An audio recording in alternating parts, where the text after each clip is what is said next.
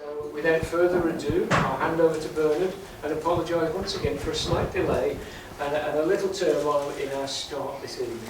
Bernard. Thank you very much, and thank you for inviting me. I haven't been in the Black Country for many, many years, so it's a pleasure to come back. I hope everybody can see this rather restricted display, but in the event that you can't, I'll just read this first text paragraph, which is the first sentence of Volume 2 of the Victoria County History of Stafford. You know, the first thing that the Victoria County historians thought of saying about Staffordshire in the volume about commerce and industry and trade is this: the geological and geographical features of North Staffordshire have conditioned the rise and concentration of a pottery industry in 6 towns which are strung out in an irregular line along outcrops of long flame coal and the clay which occurs in association with it, which is all fine stuff, and anyone of my age will have learnt this in geography in about year something or other at school, that they make pots in the potteries because they've got coal and clay. But it does actually raise a question, and that is, there's coal and clay virtually everywhere in this country, so why Stoke-on-Trent? What is it about Stoke that's special? And is it the geology that controls the location of the pottery industry? So before I get involved, I apologise, by the way, I've got a bad hip, so if I suddenly have to sit down for a bit, that explains everything, but I'll try and keep talking. Before I get into this, I just want to record, and I won't read it all out, that what I'm saying tonight is the result of many, many years of work, which couldn't have been done without the listed people from the National Coal Board, the Survey, the United Kingdom Geophysical Library, Ibstock Brick in particular, and then my co-workers, my student Steve Caulfield, who's done seismic interpretation, Duncan McLean, who's done palynology, Chris Keele, who's done paleobotany, Tim Pearce, who's done the geochemistry, which we'll see quite a lot of, and finally, predecessors, surveyors from the Geological Survey, whose names are forgotten, but these gentlemen, Walcott Gibson, Talbot Whitehead, and George Mitchell, basically did the groundwork that's made it possible for our generation of geologists to study these rocks. And Leonard Wills of Birmingham University, who you will have undoubtedly heard of, who basically worked the answer out years ago and has been forgotten. If we look at Stoke-on-Trent, this is a map of a 40 square kilometre area around Stoke. Stoke, as we'll see in a moment, is in the middle here, and it is in the centre of this kind of horseshoe-shaped topographic feature.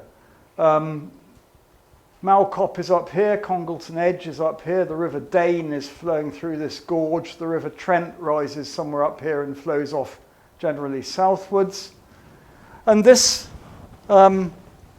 triangular topographic shape corresponds almost exactly to the geological map. The colours that are going to concern us here are these ones. The dark brown colour, the top of the Namurian Millstone Grit. These grey colours, the coal measures, the main productive coal measures. And then this purplish unit here, the Etruria Formation. And these paler yellow and orange units, which are the upper part of the Carboniferous succession, the Halesoan and Salop formations. The Etruria Formation, obviously the source of the well-known Etruria Mole, which is one of the major clays I'll be talking about. The topography controls the position of the city in many ways. This is the urban footprint of Stoke-on-Trent here and Newcastle-under-Lyme to its west. And then there are the subordinate town of Biddulph in this valley here, which was a mining town. Because Biddulph is located on the lower and middle part of the coal measures, it was uniquely a mining town, whereas the towns of Stoke-on-Trent, up this area here, and Newcastle-under-Lyme had much more diversified industrial bases, because the upper part of the coal measure succession contained a much wider range of resources, particularly clays, which we'll be talking about quite a lot, and iron ores as well. This ridge actually forms the watershed between the Weaver system here and the Trent system to the southeast, so has been a site of difficult transit for many years. Lack of through-going communication has been a constant problem for Stoke-on-Trent and is one of the geological reasons why the city has developed as it has, but also the ice sheets of the Ice Age found this ridge was quite hard work to get through. And when they did eventually get through it, they formed a series of very, very deeply incised valleys across the watershed. This one, the one of the River Dane, this one here, sort of connecting the Weaver and the Trent watersheds. If we look at the stratigraphic succession of the whole of the Carboniferous, North Staffordshire contains an absolutely immense succession of rocks. There's about 5.5 kilometres thickness of Carboniferous sediments underneath Stoke-on-Trent. There's a basinal succession of limestones, a full sequence of Namurian Nullstone grit, and then the part of the succession that we're going to be looking at this evening, the Westphalian coal measures up to the top of Westphalian C, or the very base of Westphalian D, so that's the Langsetian, Duckmantian and Bolsovian, and they contain the Pennine coal measure formation and the Etruria formation.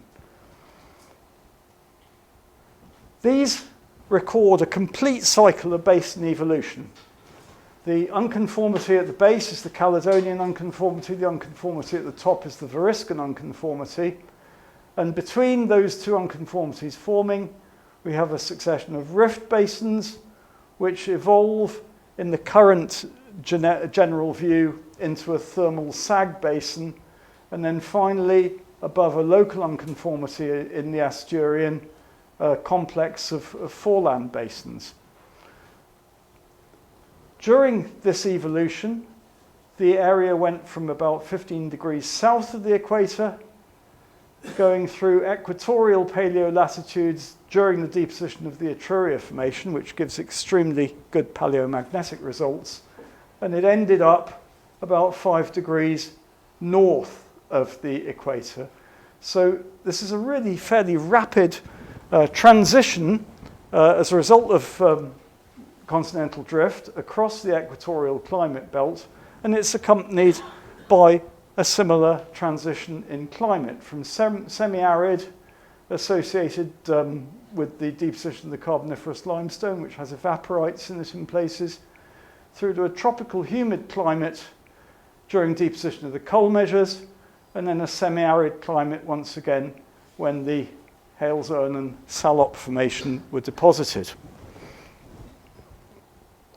Looking in more detail at the coal measures and Etruria formation succession, this is a section from an oil well with a coal bored borehole stuck on top of it to add the Etruria marlin. We've got about 1.5 kilometres of sediment divided into the so-called lower coal measures, middle coal measures, each 450 metres thick. The upper coal measures, about 300 metres thick, and the Etruria formation, also about 300 metres thick. And these are divided by the well-known marker marine bands. And just in the upper coal measures, there's an informal division in the upper part into what are called the Great Row measures and the Black Band measures. These are not formal stratigraphic units, but they're very important from the point of view of the coal types and other facies associated with them. I did that headline and then I thought, oh God, that's terrible. And then I thought, no, I'll leave it. So, a potted history of the pottery towns. Here, as advertised at the beginning, are the pottery towns, arranged with the exception of Stoke in a line along the boundary between the upper coal measures and the base of the Etruria Formation.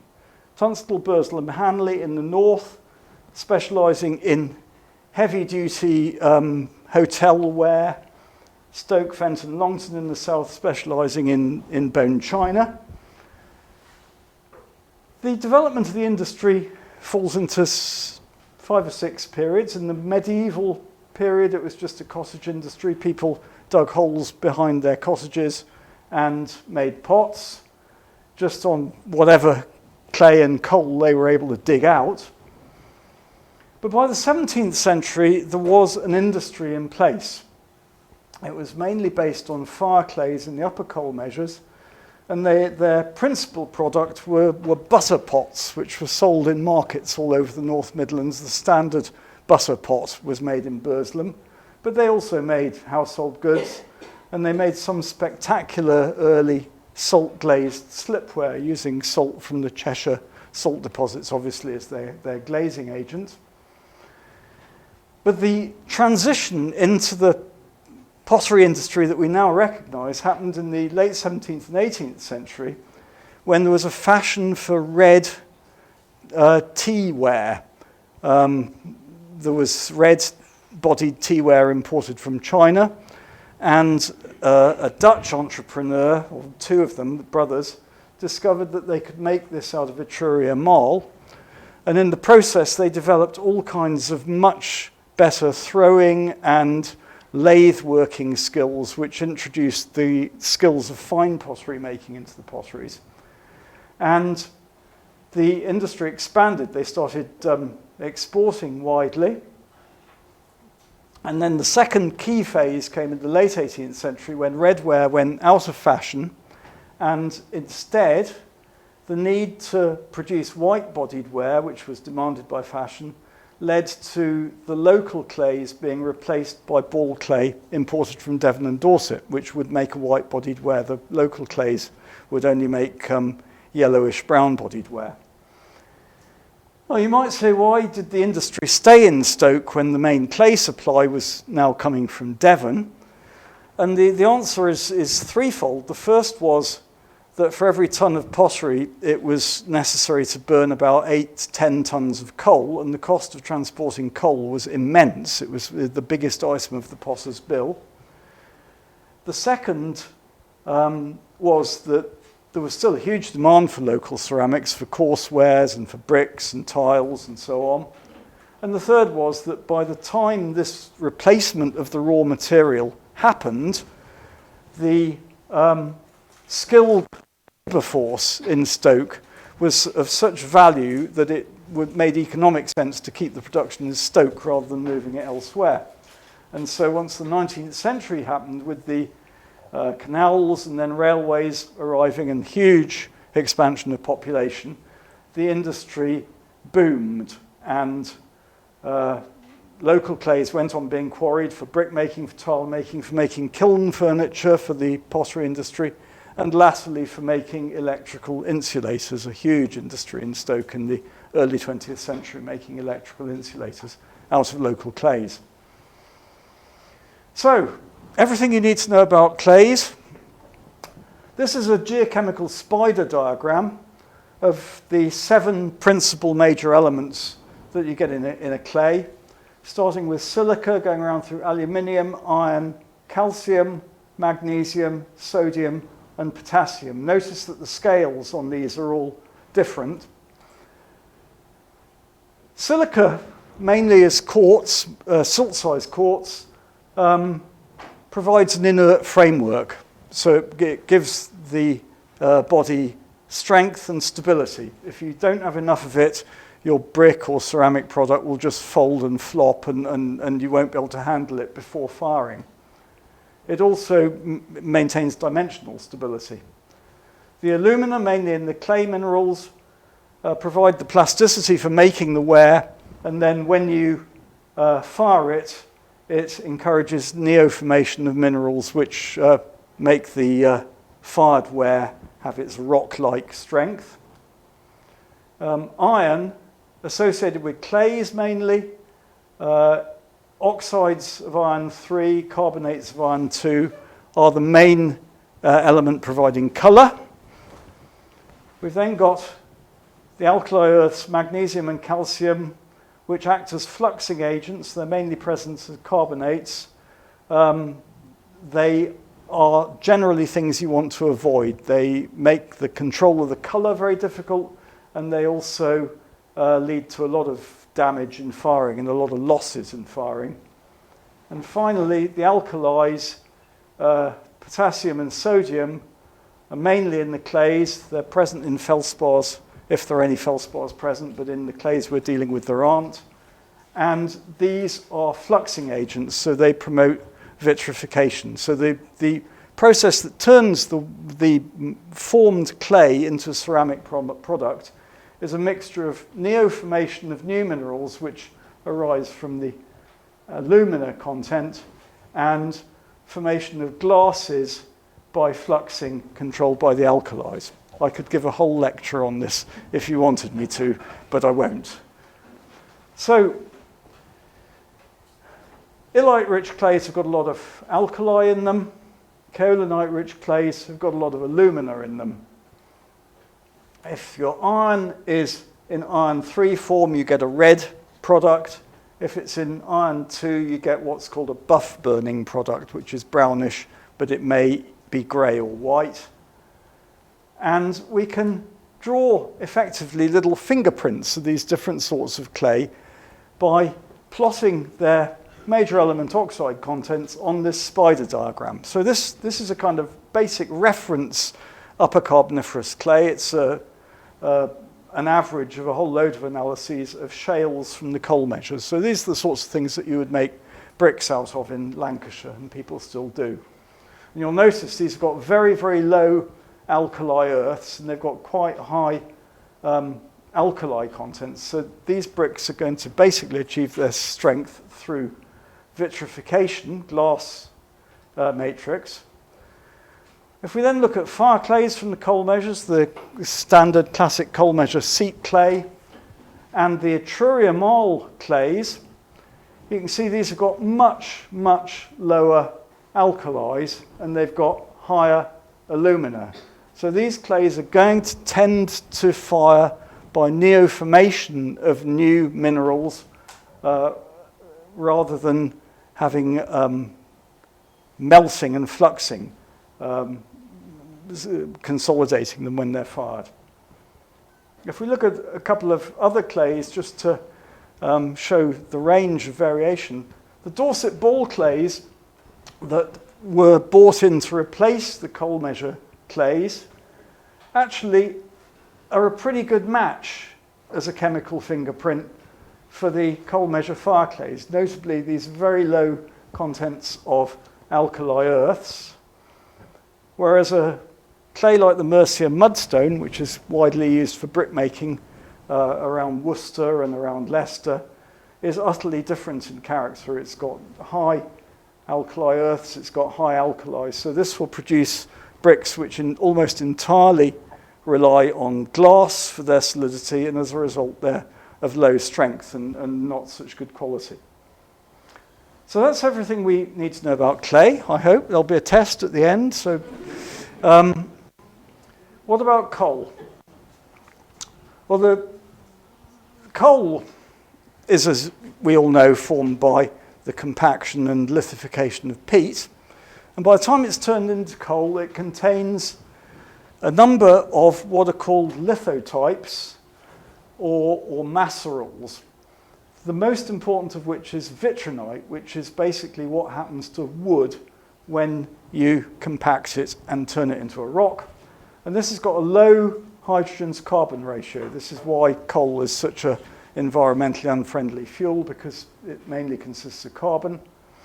And vitrinite, apart from being the main component of most coals, is an important one because its reflectance, this is a oil immersion reflected light photomicrograph, its reflectance increases in a systematic way with burial. So the vitrinite acts as an indicator of the amount of burial the coal has experienced and the organic maturity of the coal. And we'll come back to this point later.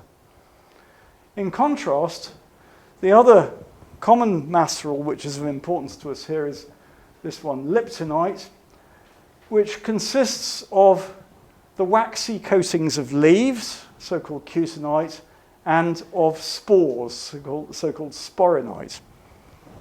And unlike vitrinite, these have actually got a high hydrogen to carbon ratio. They can act as oil source rocks in certain circumstances. But when you bury them, they break down and the wax and oil content gets cracked and turns into natural gas. But if you get a coal with a high liptonite content, as long as it's a fairly low organic maturity, it'll burn with a long and smoky flame. And this is what's meant by a long flame coal. And the potters absolutely loved these smoky, waxy, oily coals because these long flames reacted with their glaze materials and by controlling the amount of oxygen carefully, you could achieve oxidation and reduction, you could achieve all sorts of fancy glazing effects. And they also loved them because nobody else wanted them, because they were horrible coals to burn as domestic coals. So they were very, very cheap. And talking to people who were around when the coal-fired pot banks were going, they said, the pot banks just burn absolute rubbish. They would just burn anything as long as it was this cheap, algal-rich coal. And that's what gave rise to Stoke's reputation as being the most polluted city in the country, because when they wanted to achieve a reducing effect, and there are various reasons for doing that in ceramic making, they would emit these massive clouds of black smoke, and the black was the carbon from all of this waxy and oily stuff not being completely combusted in the firing process. Right.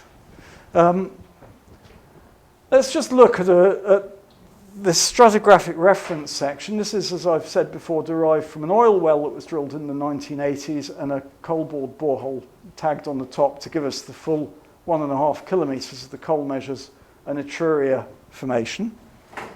And we can make various interpretations from this kind of data. Obviously, if you've got 1.5 kilometres of sedimentary rocks with a city built on top and vegetation, it's very, very difficult to construct a continuous, reliable reference section. So the availability of this kind of borehole-derived data in the last 20 or 30 years has really made a difference. We can start by interpreting the geophysical logs. This is a gamma ray log on the left, a density log in red, and a neutron log on the right. And we can make a simple lithological breakdown. And I've made this simple lithological breakdown as 4 lithologies. This grey lithology on these pie charts, which I've called silt and shale. Yellow lithology, obviously sand. The black lithology, obviously coal. And this blue lithology, which I've called soft clay. Now, this isn't the kind of geological official term that you would really like to teach anyone, but basically, soft clay is what's recognizable where the borehole has either caved or is recording extremely anomalously low densities, because these soft clays tend to imbibe water from the drilling mud. And the soft clay is obviously the stuff that is going to be workable as a ceramic raw material, but it's going to be easy to quarry and easy to process. And you can see that from about the middle of Westphalian B, there's a marked increase in the amount of soft clay in the succession until when we get to the black band group and the base of the Etruria here, the majority of the succession is made of this inverted commas soft clay. We can also use the geophysical logs combined with a bit of geochemical data from other sources to interpret how much of that soft clay is formed by illite, this is the alkali earth-rich clay mineral, and how much is formed by kaolinite, the alumina-rich clay mineral. And we see that not only is there an increase in the amount of soft clay above the middle of the Westphalian B, but from the middle of the Westphalian B, the amount of kaolinite proportionately increases dramatically, so that by the time we get to the black band and Etruria levels, the clay mineralogy is dominantly kaolinitic. So this is good news, because if we've got kaolinite-dominated clays, we've got clays that we can make pottery out of. It gets better. If we look at the distribution of coal seams, there are a number of major groups of coal seams at various points in the succession. I won't bore you with them all, I haven't got the time, other than mentioning that the 10-foot yard hams group here is the equivalent of the South Staffordshire thick coal, to give you a sort of reference point. And the moss seam above it is the South Staffordshire brooch coal. And these coals form into two quite distinct types. We've got coking coals, conventional vitrinite-rich coals in the Westphalian A and B here. But then when we get to the middle part of the upper coal measures, the Westphalian C, the Great Row and Black Band measures, which I've already mentioned, the coals become dominantly of this long flame type. They become rich in spore material. So the unique feature of the potteries is that it has this combination of pottery clays and long flame coals. Now let's just take a step back and think about the geography of the deposition of the coal measures. During the lower part of the Westphalian, the Stoke-on-Trent is marked by this star here. We're somewhere down here. The depositional area of England and Wales was split into two broad realms. An area to the south here, embracing Kent, Somerset, South Wales, and an area to the north here known as the Pennine Basin, which was separated by this ridge, variously known as the Wales-Brabant Massif or the Midland Microcraton. And this ridge had a very thin or even non-existent covering of coal measures. It was a positive feature, separating a depocentre to the north and a depocentre to the south. And as the Westphalian proceeded, the front of the Variscan Mountains advanced northwards, both in the form of a major orogenic front, which was down in Cornwall in the Westphalian A and had migrated north as far as Bristol and the Bristol Channel by the Westphalian Sea, and also isolated pop-ups linked to thrusts in advance of the main thrust system. And this northward progression of deformation led to huge amounts of uplift and deformation in this Midland Massif area, and the resulting erosion products were shed northwards into Staffordshire, North Wales, Warwickshire. They reached about as far north as the Humber estuary, so there are no red beds north of there. And these red beds form the Etruria Formation. So we can look at the time stratigraphy of that in the Midlands between the Black Country, Cannock and Stoke-on-Trent. We can see that down here in the Black Country, the earliest red beds are present both underneath and above the coal measures. There are various complicated local unconformities. But generally, as you go further north, the base of the red beds or the onset of red bed formation gets progressively younger until by the time we get to Stoke-on-Trent, we've got a huge section of coal measures here, the Great Row and Black Band groups, which are simply not present further to the south.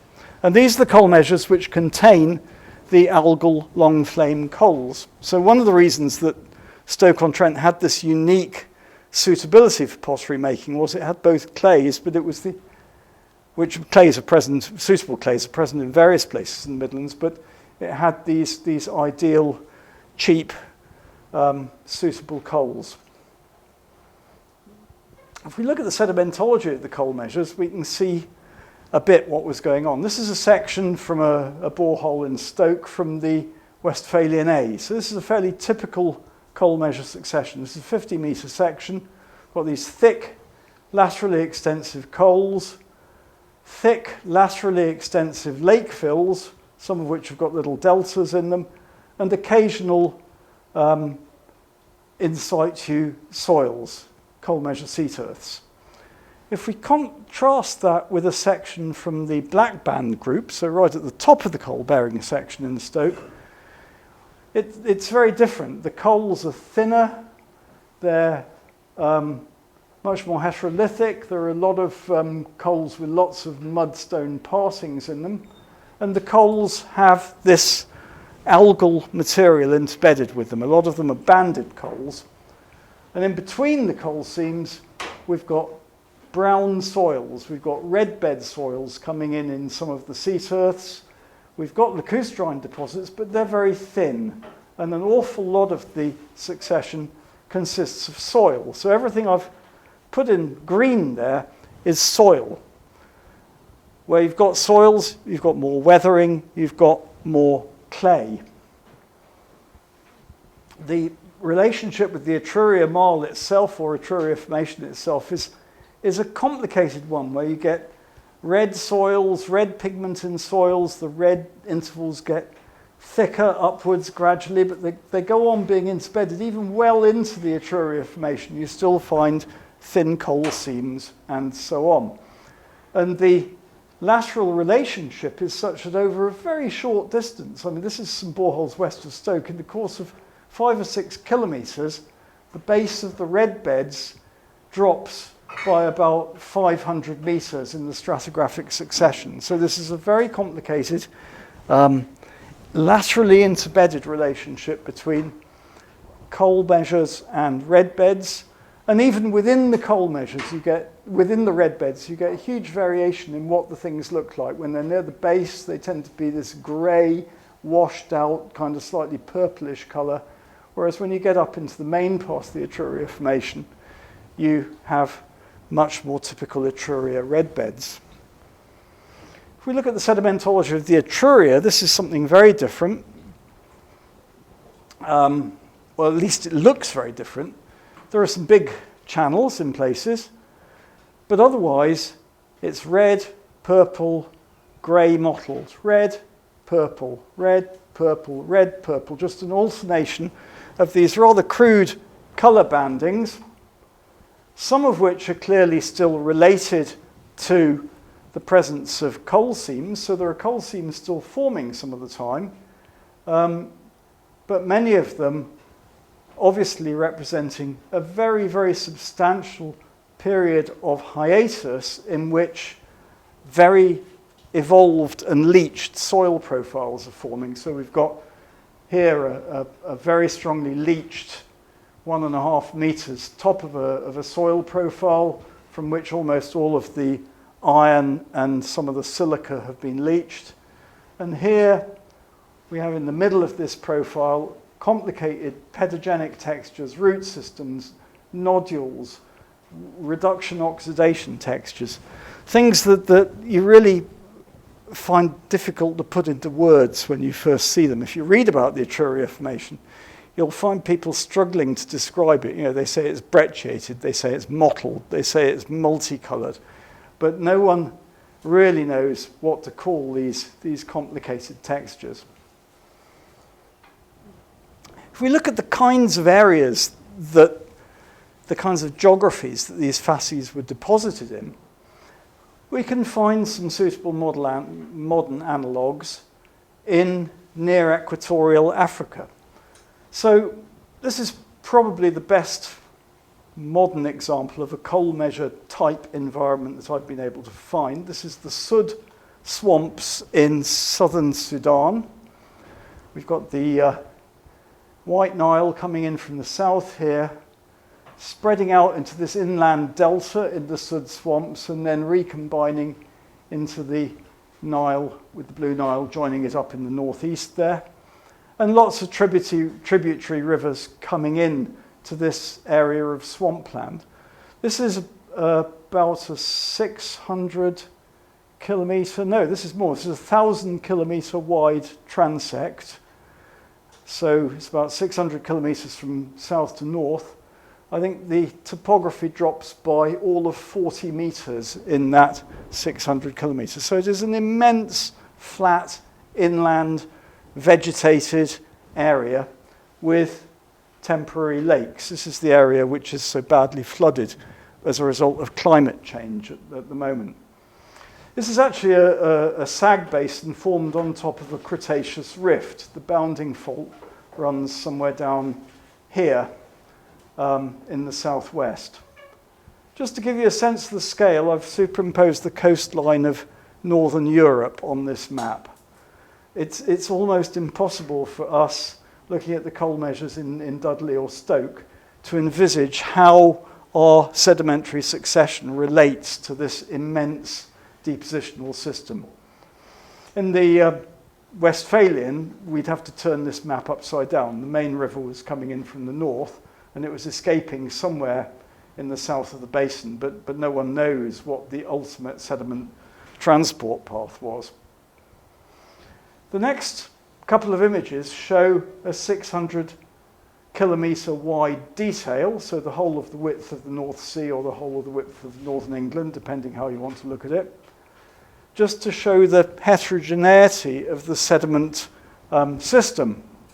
sedimentary system. So we have the main river input here, which would be coming from the north in our Carboniferous case, and the spreading out of the river to form this huge inland delta, which only has a topography of a few metres, but it's big enough to be able to act as a dam to rivers feeding in from the northwest and the west here. So that although, if I put the area of Stoke-on-Trent on, this is the 40 square kilometre area that I used at the beginning of the talk, the area of an individual coal field can be completely occupied by a single facies on this scale. When you look around, you can see that there's actually quite large-scale heterogeneity. It's just on a larger scale than we're going to see locally. And particularly in these areas where there are lateral inputs which are dammed by this big fan of sediment here, there are going to be lakes of various scales. And these are the kind of lakes that I envisage being developed in the later phases of the coal measure deposition, where you get these algal dominant facies as well as the in situ peats. Just to give you an indication of where red beds might form in this setting, as I said before, the boundary fault here is running down here, and we can see that there are alluvial fans coming off this highland area here, which are forming local fans which are interdigitating into the area where this big distributive swamp network is. And these fans have on them potentially red bed forming oxidized soils. Similarly, the crest of the previous earlier fan here has got potentially red bed forming oxidized soils. So on a very large scale, you can get red beds forming in association with coal measures, which comes as a surprise to many people who think that red beds are only formed in arid environments. As the Westphalian proceeded, deformation increased, and we'll look at some examples of that in a minute. And a more appropriate analogue for the Etruria formation deposition is actually found slightly further south in tropical Africa, just here in the western graben of the East African rift system, where at the southwest end of Lake Albert, we have a system called the Semliki River, which is flowing along the graben, and it contains all of the features that we see in the Etruria formation. The latitude is equatorial. We've got upland areas around the basin which are subject to intense tropical weathering. We've got these steep faulted basin margins which have actually got alluvial fans coming off them. A particularly good example here and here. And these are feeding into this very low gradient swampy river plain, which in turn is feeding into a shallow lake, which is sometimes anoxic. So we have a situation where, everyone has always thought of the coal measures being, it's the coal measures, it's your peats and your deltas and your lakes. But the coal measures are actually showing change through time. They're showing change in the types of coal, they're showing change in the types of lake, they're showing change in the types of soil forming on them, and they're showing that when you have a little bit of uplift and you put some extra sediment into the system, you start getting red beds deposited. Now, everyone has always thought of the late Carboniferous Westphalian basin as being a very simple kind of basin. And if you look in any textbook, you'll see a thickness map. This is for the Namurian, the Mid-Westphalian Sea, showing this kind of general bullseye shape with a maximum thickness of nearly 4 kilometres underneath Manchester, thinning out to a few hundred metres down here to the south of the Black Country. And it's always been assumed, if you look in the standard text, that this represents a post-rift thermal relaxation basin. Very uniform, gradual changes of thickness, nothing really to see here. And I'm just going to show a couple of thickness maps of the succession in Stoke-on-Trent. Here's the North Staffordshire coalfield in outline. So the maps that we're going to look at will be of about a 30 kilometre square based around Stoke. So here's Stoke, here's the coalfield. And this is a thickness map of the lower Westphalian A. So this is from the top Namurian up to the King or Kilburn coal, which is a marker coal that goes over the whole of the Midlands. And we can see that indeed the pattern of thickening into this depocentre here very closely matches the pattern of thickening inferred by this supposed thermal bullseye substance sag. But if we look at the thickness pattern at the time of the deposition of the Etruria Formation, we can see that the pattern of substance has completely changed. In fact, it's rotated round through 90 degrees. So by the time the Etruria Formation was being deposited, and the Black Band Formation underneath it shows a very similar pattern, this regional, gentle, saggy subsidence that everyone's always believed in had clearly stopped happening. And in fact, it stopped happening just after the middle of the lower coal measures, the middle of the Westphalian A.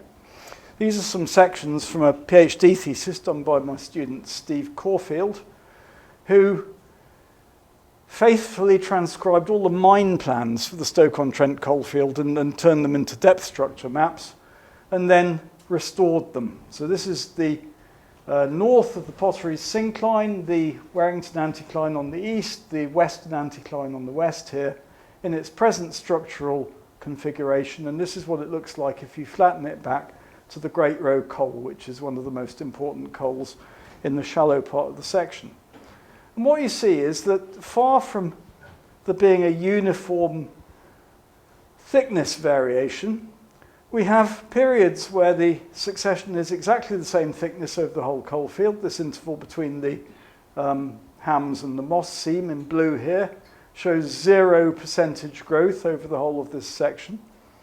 And other intervals where there's dramatic thinning of the component part of the sequence. Here in the upper part of the Westphalian A between the Bullshurst and Coxhead seam, the section decreases in thickness by a factor of 4 over a distance of about 5 or 6 kilometres.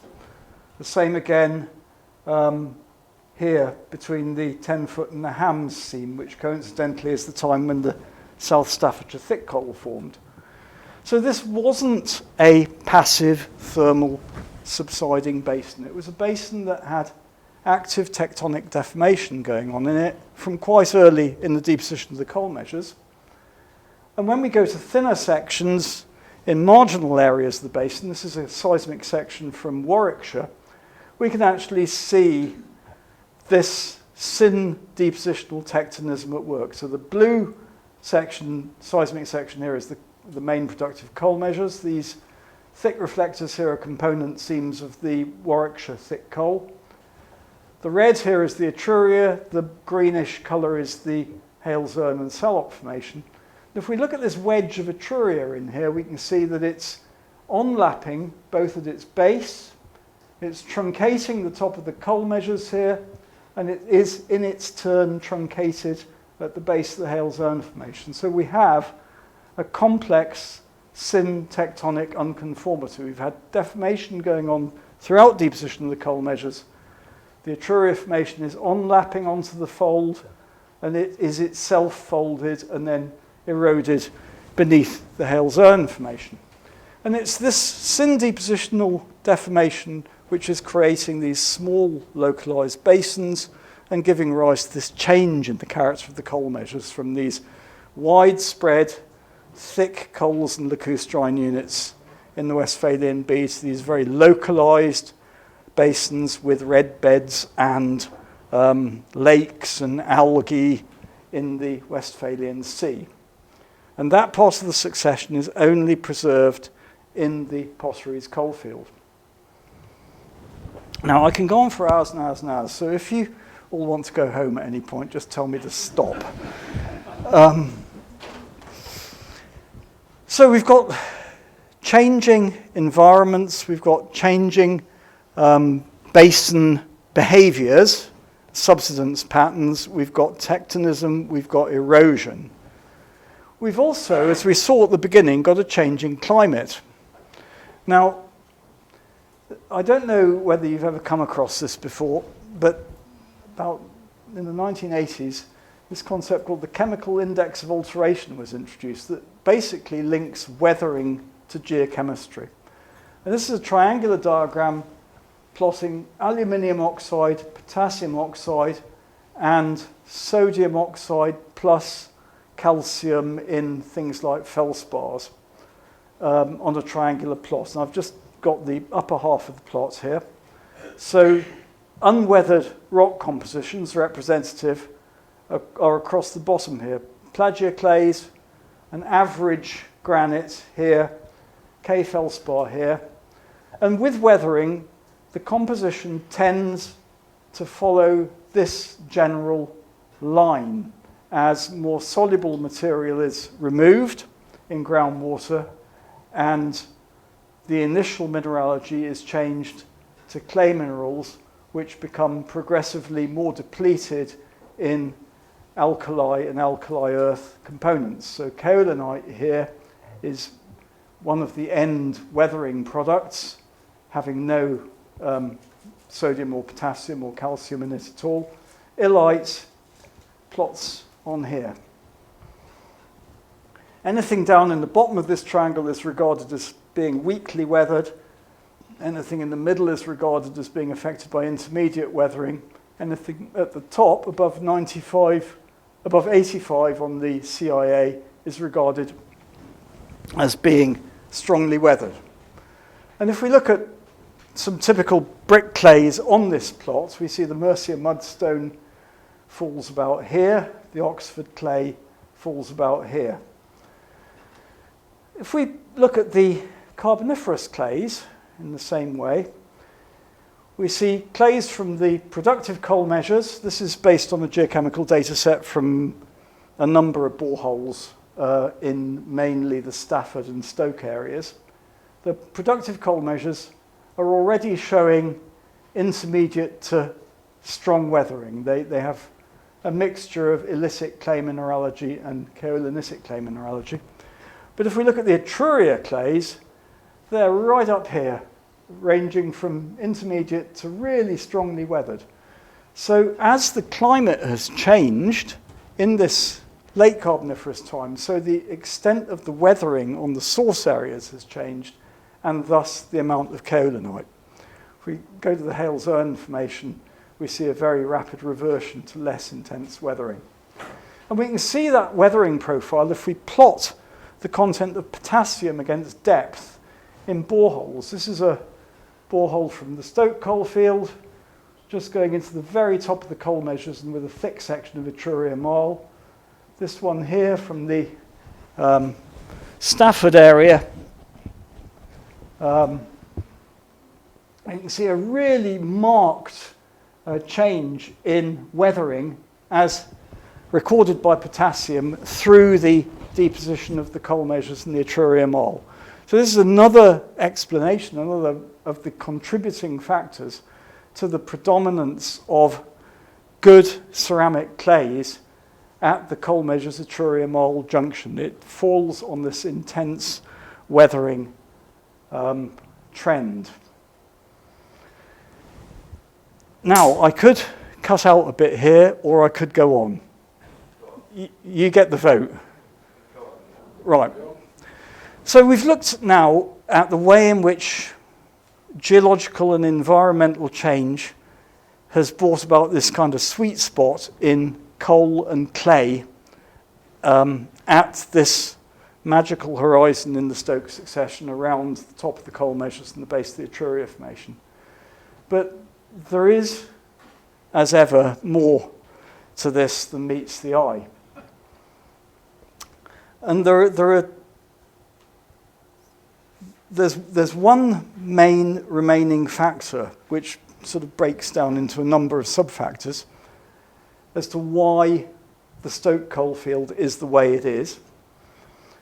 And the way we can start looking at that is thinking about its subsequent burial history. Obviously now we've got Triassic sediments and Carboniferous sediments at outcrop, and we really have very little idea of what has happened here since not very far on in the Trias.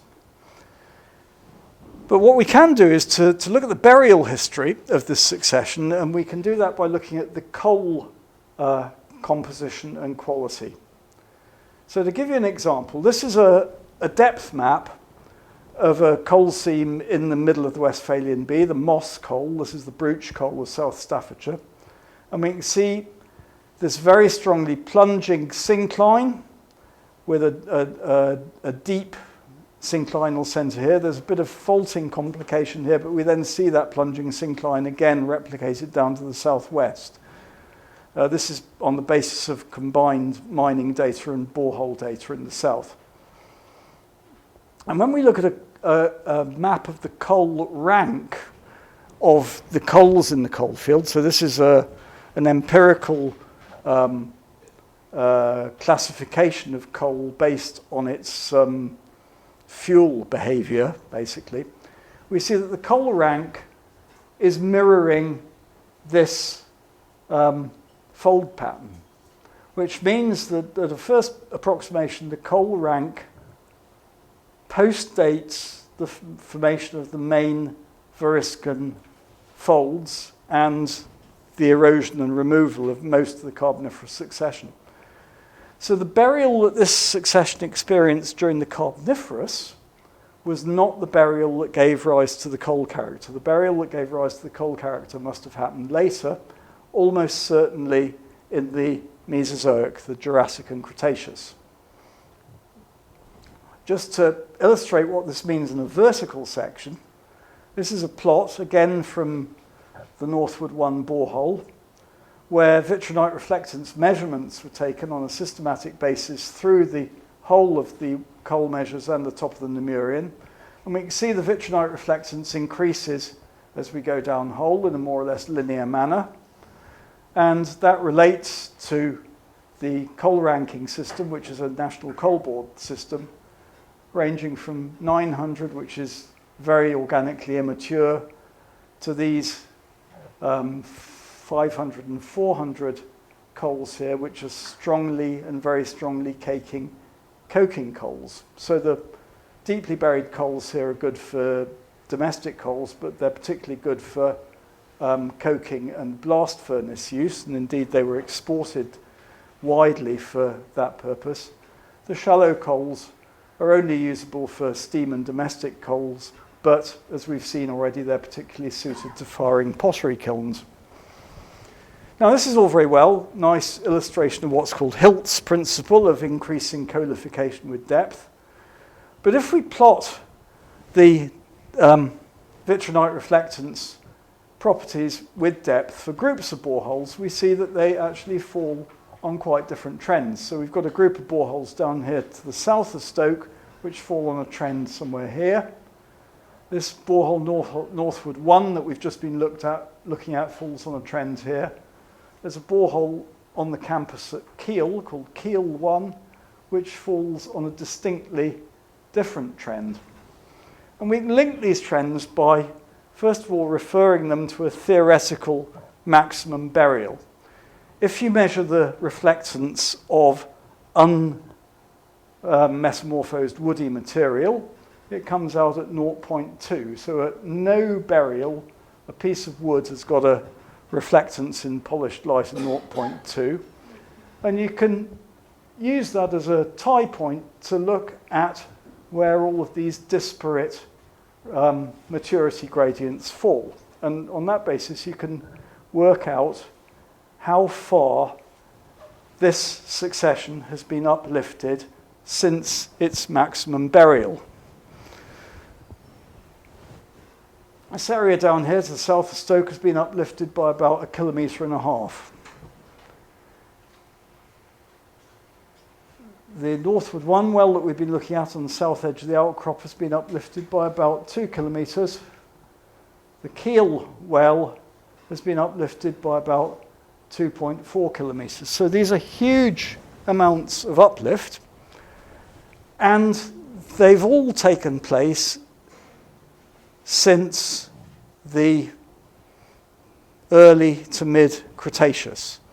I say that with some degree of doubt because you need additional data to quantify when the uplift started, and that data isn't available in Stoke, but other studies in Lancashire and in the Welsh borders indicate that these are all post-Cretaceous uplifts.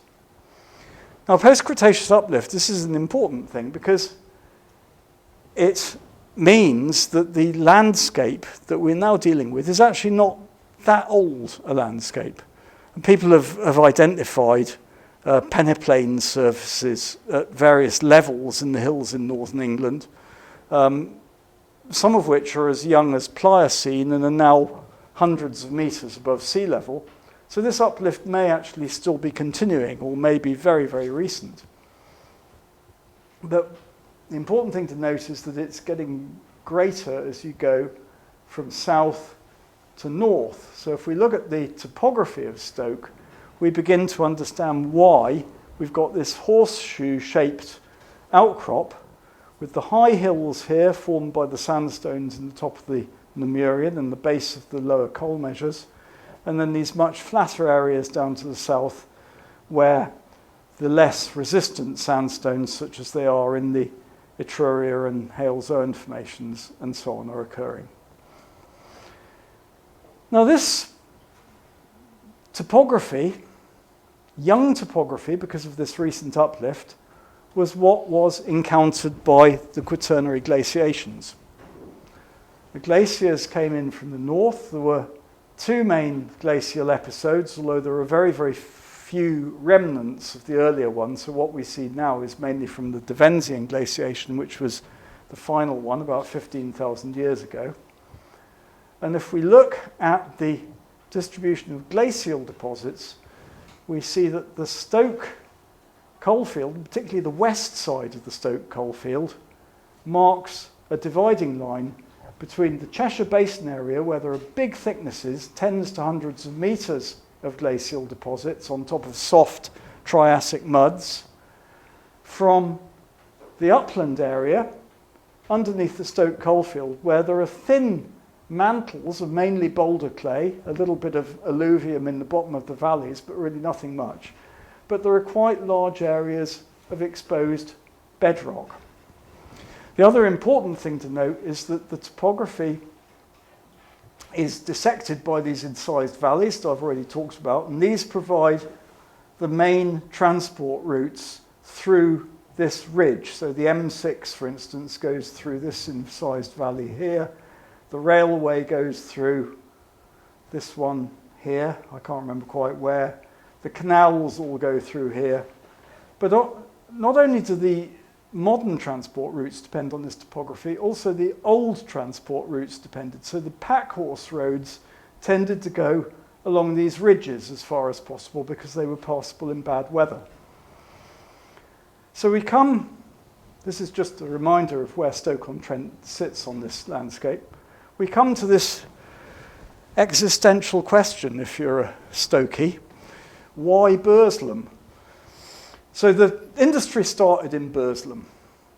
As I've already pointed out, there are loads of places along this magical outcrop line where it could have started, but it started in Burslem and Tunstall. And the answer, surprisingly, lies more in the quaternary cover than it does in the inherent nature of the geology. Is Burslem and Tunstall, and to a lesser extent Hanley, are the three places where this magnificent combination of long flame coals, fireclays and Etruria marl were not only present, but were available at the surface and not covered by quaternary drift. Elsewhere in the city they were present, but it wasn't until people had the courage to dig through a number of meters of quaternary to find these materials. It was only then that the industry expanded southwards. So Tunstall, Burslem and Hanley are the key places of the industry because they're the places where there's no quaternary cover. So that's it. Yes, there is a unique clay in Stoke, and it's unique because of the way the basin evolved, but it's also unique because of the way the climate evolved. There is a unique coal. So Stoke did have materials that other places didn't have.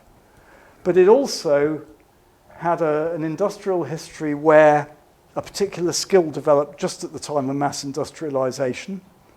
And it also had a geography where the uplift history and the quaternary history meant that these resources were accessible at the surface. And I will stop there, having said quite enough for one night. Thank you very much.